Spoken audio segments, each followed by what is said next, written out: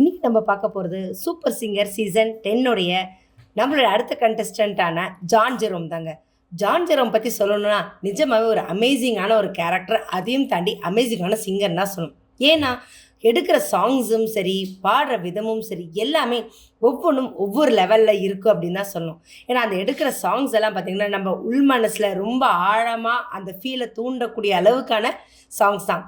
அதுவும் இந்த தடவை மனோ சாரோட அந்த 40th செலிப்ரேஷன் எடுத்திருக்க சாங் பட்டி தொட்டி எல்லாமே களை கட்டின ஒரு சாங் அப்படின்னு தான் சொல்லணும். ஏன்னா இந்த சாங்குக்காக நம்மளோட மனோ சார் அவர்களுக்கு ஸ்டேட் அவார்டே கிடச்சிது.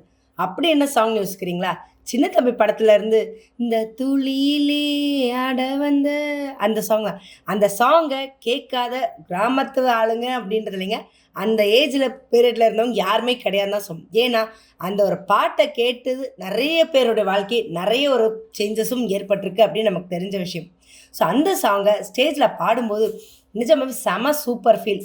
பாடி முடிச்சது Mano sir golden buzzer press பண்ணிட்டு நிஜமாவே சரணமெல்லாம் சூப்பராக பாடியிருக்குக்கா, நான் வேறு லெவலில் நீ பாடியிருக்கேன். ஏன்னா இந்த சாங் வந்து ரொம்பவே ஒரு பெரிய ஒரு பிளஸ்ஸிங்கான விஷயம்தான் எனக்கு. ஏன்னா அந்த காலத்தில் அப்படி ஒரு ஸ்டேட் அவார்ட் வாங்குகிற அளவுக்கான ஒரு பெருமையை கொடுத்தது தான் இந்த சாங் எனக்கு அப்படின்னு சொல்லி முடித்ததுமே நம்மளுடைய மாக்காப்பா சார், இந்த இது அம்மா பாசத்தை பற்றி சென்டிமெண்ட்டை பற்றி நீங்கள் வந்து ஆல்ரெடி பேசியிருக்கீங்க.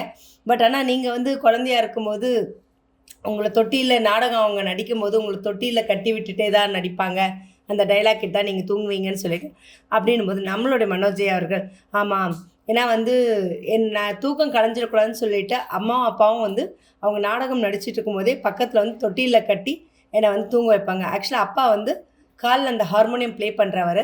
அப்போ நான் வந்து அந்த அசைவில் என்னோடய தூக்கம் கலைஞ்சிரும் அப்படின்றதுக்காக பில்லோ போட்டு அது மேலே என்னை படுக்க வச்சு தூங்க வைப்பாருன்னு சொல்லிட்டு என்னுடைய அண்ணனுங்க சொல்லியிருக்காங்க. ஸோ அப்படி ஒரு பேரண்ட்ஸ் கிடச்சதுக்கு நான் ஒரு பெரிய பிளஸ்ஸிங் தான் சொல்லிக்கணும். ஏன்னா அந்த மாதிரி ஒரு பேரண்ட்ஸ்க்கு வந்து இப்படி ஒரு இதாக இருக்கிறதுக்கு அப்படின்னு சொல்லி முடிச்சதுமே சரி, இன்னொரு விஷயத்தையும் ஞாபகப்படுத்தணும்னு விருப்பப்படுறேன் அப்படின்னு சொல்லிட்டு மாக்காப்பா சொன்னார். என்னது அப்படின்னு கேட்கும்போது, இல்லை உங்களுடைய அம்மா வந்து ரொம்ப சீரியஸ் கண்டிஷனில் இருக்கும்போது நீங்கள் அடுத்தடுத்தது ப்ரோக்ராம் போனது அப்படின்னு. ஆமாம், ஆக்சுவலாக இந்த ஆகஸ்ட் 1989 வந்து அம்மாவுக்கு வந்து ஹார்ட் எல்லாமே ரொம்ப இதாகி ரொம்ப கிரிட்டிக்கல் ஸ்டேஜ் அப்படின்னு சொல்லிட்டாங்க. அப்போ வந்து அதுக்கான ட்ரீட்மெண்ட் ரொம்ப கம்மி கிடையாது. பட் ஆனால் என்ன அப்படின்னாக்கா அவங்களுக்கு வந்து ஹாஸ்பிட்டல் எப்போவுமே வந்து ஒரு அந்த சீரியஸ் பேஷண்ட்டுக்காக இருக்கிற வந்து ஒரு பெட் எப்போவுமே இருந்திருக்கும்.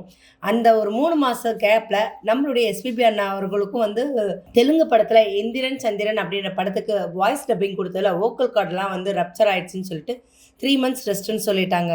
ஸோ அப்போ எல்லாமே பெங்களூர், கர்நாடகா, ஆந்திரா இப்படி எல்லா பக்கமும் சுற்றி இது பண்ணும். ஆக்சுவலாக என்ன, அப்போ அம்மாவுக்கு வந்து ஹாஸ்பிட்டலுக்கு வந்து ஒரு நாளைக்கு 28,000 பில் பே பண்ணுறது இருக்கும்.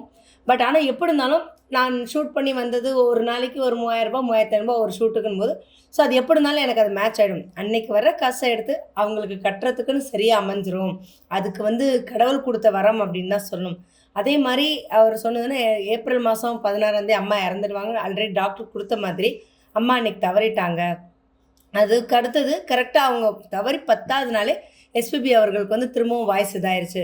நிஜமாகவே இது வந்து ஒரு காட்ஸோட ஒரு கிஃப்ட்டுன்னு தான் சொல்லணும். ஏன்னா அப்போ இருந்த சூழ்நிலைக்கு என்னோடய சுச்சுவேஷன்ஸை கரெக்டாக வந்து அமைஞ்சுது அப்படின்றது வந்து ரொம்ப பெரிய விஷயம். அப்படி ஒரு அம்மா அப்பாவுக்கு நான் பிள்ளையாக பிறந்ததுக்கு ரொம்பவே நான் பெருமையும் படுறேன் அப்படின்னு சொல்லிட்டு அவருடைய பர்சனல் விஷயத்த ரொம்பவே ஷேர் பண்ணாருங்க.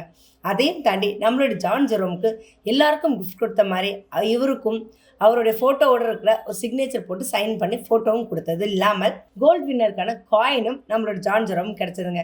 நிஜமாவே செம சூப்பரான ஒரு சாங் செலெக்ஷன் தான் சொல்லணும் நம்மளோட ஜான்து. உங்களுக்கு ஜான் ஜெரோமுடைய பர்ஃபார்மன்ஸ் பிடிச்சிருந்தா உங்களோட கமெண்ட்டை கமெண்ட் பாக்ஸில் கொடுங்க. இந்த மாதிரி அடுத்தடுத்த இன்ட்ரெஸ்டிங்கான அப்டேட்ஸ்க்கு என்னோட சேனல் சப்ஸ்கிரைப் பண்ணிக்கோங்க. பக்கத்தில் இருக்க பெல் ஐக்கானை கிளிக் பண்ணிக்கோங்க, நோட்டிஃபிகேஷன் மிஸ் பண்ணாமல் இருக்க.